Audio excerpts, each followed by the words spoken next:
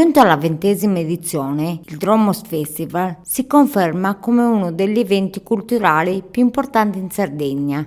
Quest'anno l'apertura della manifestazione è dedicata alla salute mentale, con la pièce teatrale Revolution, ovvero Matti da slegare, interpretata da utenti e operatori del Centro per l'Autonomia, in collaborazione con il Teatro Tragodia di Mogoro.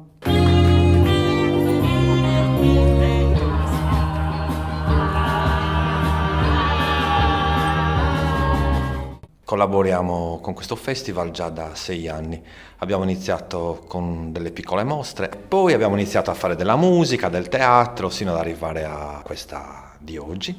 Luca Fais, referente del Centro per l'Autonomia, ci spiega qual è il significato di questa iniziativa. Il progetto del centro ha come obiettivo principale quello di promuovere l'immagine della salute mentale, con questa ambizione che è di fare cultura dentro il centro di salute mentale e togliere un po' di grigiore a questo posto e farlo diventare un posto dove si crea. Lo spettacolo racconta la storia di una famiglia alle prese con un matrimonio.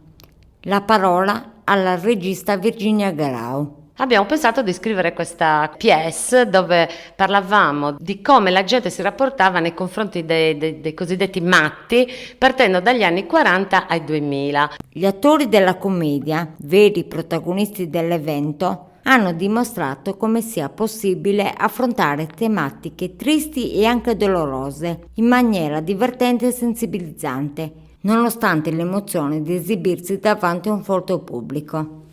Ci ho messo un po' per accettarlo. All'inizio volevo lasciar perdere perché il fatto di interpretare una donna era un po' così, forse un po' di orgoglio, non lo so. E quindi piano piano mi sono impegnato e ho dato il massimo.